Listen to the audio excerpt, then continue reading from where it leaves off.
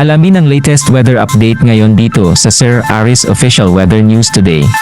Latest location po natin para kay Bagyong Pepito as of 10 p.m. today ay nasa layong 305 kilometers silangan ng Giwan, Eastern Samar. Isa pa rin itong typhoon na may taglay na lakas ng hangin na malapit sa gitna na umaabot ng 155 kilometers per hour at pagbukso na umaabot ng 190 kilometers per hour. Patuloy yung paggalaw na ito papalapit sa ating bansa west-northwestward sa bilis sa 25 kilometers per hour. And para naman kay Bagyong Ophel na pumasok muli ng ating Philippine Area of Responsibility dito sa northern or dito sa northwestern boundary ng ating PAR. As of 10 p.m. yung location naman natin ay nasa layong 220 kilometers west-northwest ng Itbayat, Batanes. Nag-downgrade ito into a tropical storm, so humina na ito.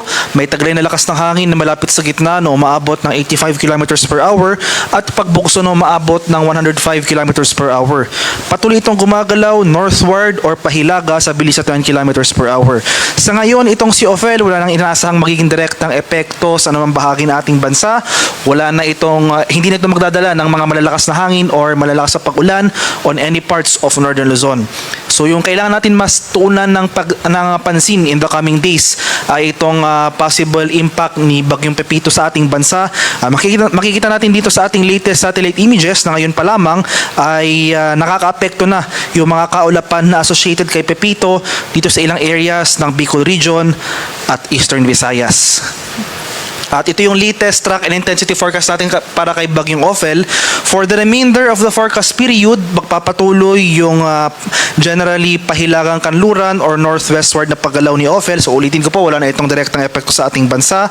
After possible landfall or pagdaan dito sa southern portion ng Taiwan area, inaasahan na rin natin yung patuloy na paghina ni Bagyong Ophel. So it will continue to weaken throughout the forecast period.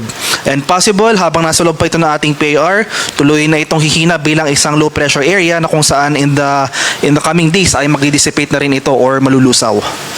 At ito yung mas kailangan natin pagtuunan ng pansin, itong track and intensity forecast ni Bagyong Pepito. So sa ngayon, typhoon category na siya, magpapatuloy yung west-northwestward na paggalaw niya papalapit sa ating bansa for the next 3 days.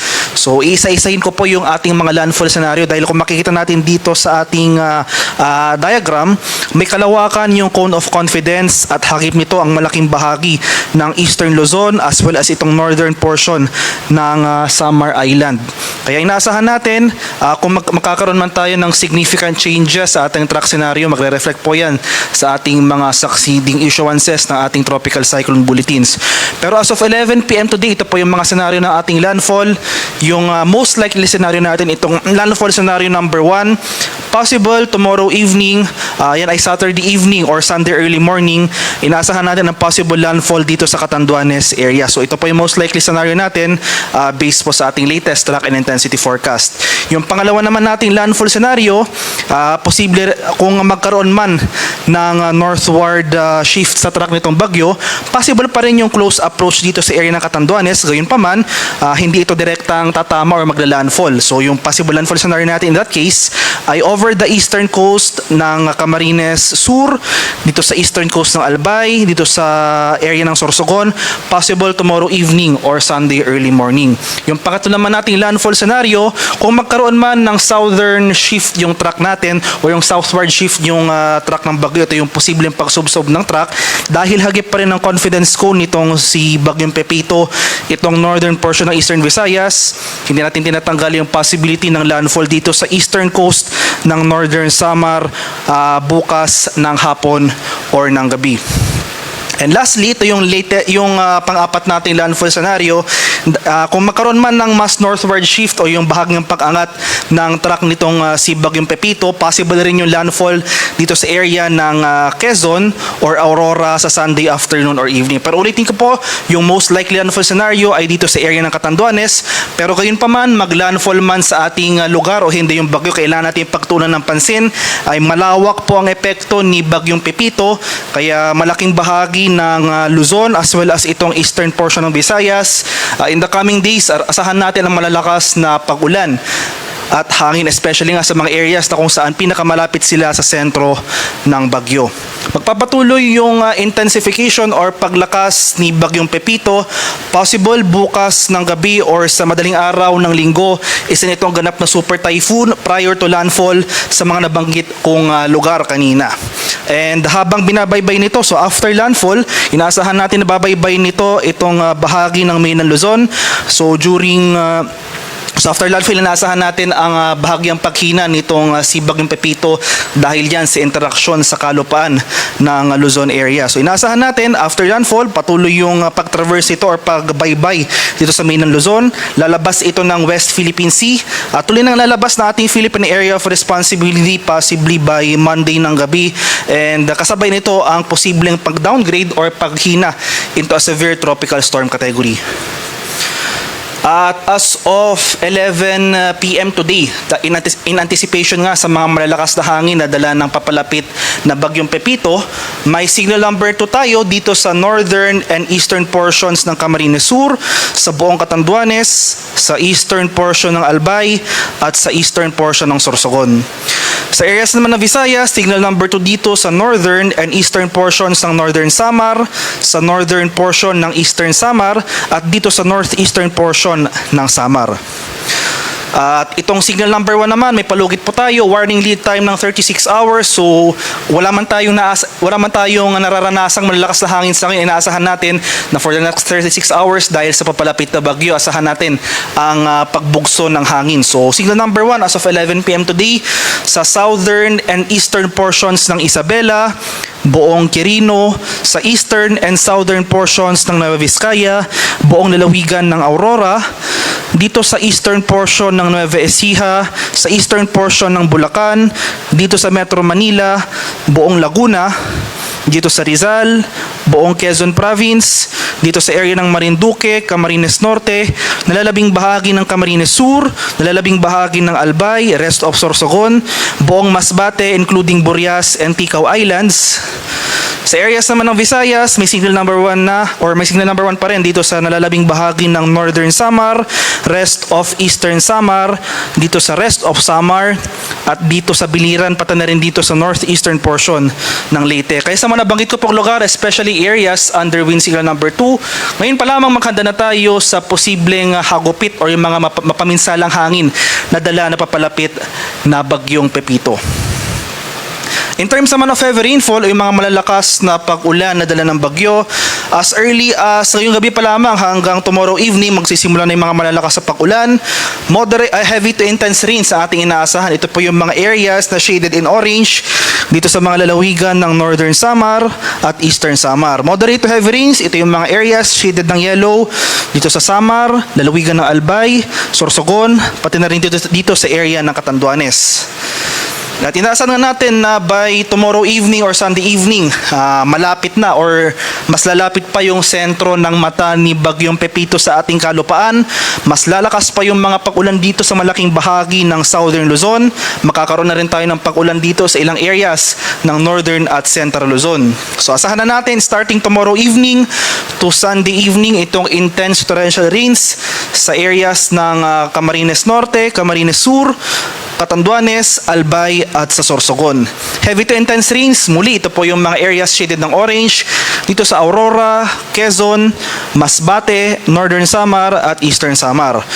Moderate to heavy rains naman dito sa mga lalawigan ng Quirino, Nueva Vizcaya, Nueva Ecija, Pampanga, Bataan, Bulacan, Rizal, Metro Manila, Cavite, Laguna, Batangas, Marinduque, Romblon, Samar, Biliran at sa Leyte. And starting from Sunday evening to Monday evening, kung mapapansin po natin, lumakas yung mga pag-ulan dito sa malaking bahagi ng Luzon. Yan ay dahil ito yung time period kung saan posibleng naglandfall na itong sentro ni Bagyong Pepito at binabaybay nito ang malaking bahagi ng or magsisimula na itong baybayin itong area ng Luzon or ng Mainland Luzon. So magpapatuloy pa rin itong intense torrential rains sa Quezon Province at lalakas na yung mga pag-ulan dito sa Northern and Central Luzon. Heavy to intense rains, muli ito po yung mga areas shaded in orange sa mga lalawigan ng Aurora, Nueva Ecija, Pangasinan, Zambales, Tarlac, Pampanga, Bulacan, dito sa Bataan, Metro Manila, at sa Rizal. Moderate to heavy rains, ito yung mga areas shaded ng yellow sa mga lalawigan ng La Union, Benguet, Nueva Vizcaya, Quirino, Cavite, Laguna, Batangas, Oriental Mindoro, Marinduque, Romblon, Camarines Provinces, Camarines Norte at Camarines Sur.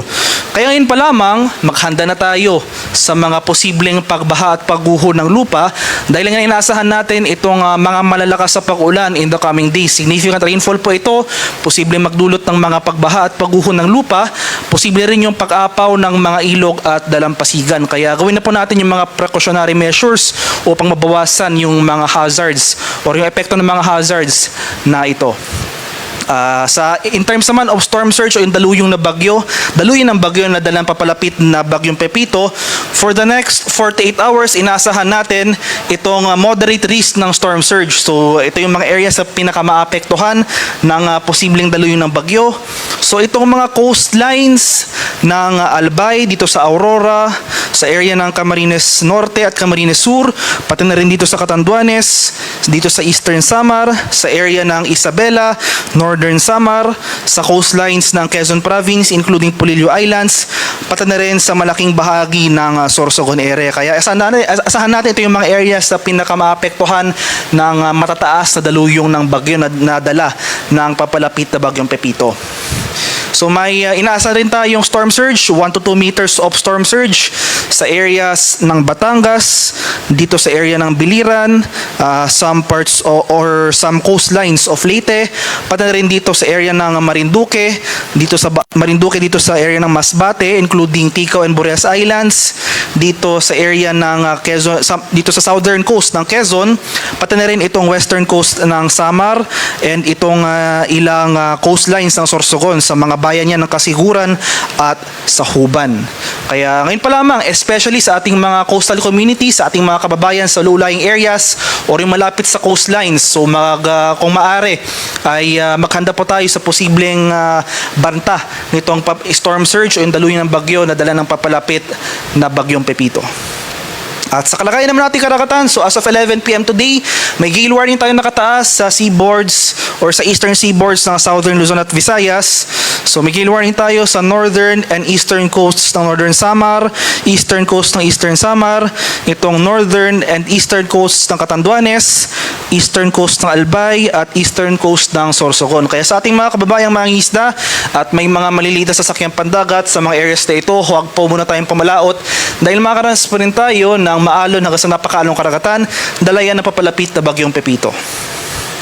At ito naman yung mga lugar na outside gale warning areas. Asan pa rin natin itong maalong karagatan? Dito sa eastern seaboard ng Dinagat Islands, seaboards ng Surigao del Sur at Siargao Islands, seaboards ng Batanes, Isabela, Aurora, northern mainland Quezon, itong northern and eastern seaboards ng Polillo Islands, eastern seaboard ng mainland Cagayan, Davao Oriental, at remaining seaboard ng Northern Samar. Kaya sa ating mga kababayang mangingisda dito, iba yung pag-ingat pa rin dahil makakaranas pa rin tayo ng maalong karagatan na dala ni Bagyong Pepito.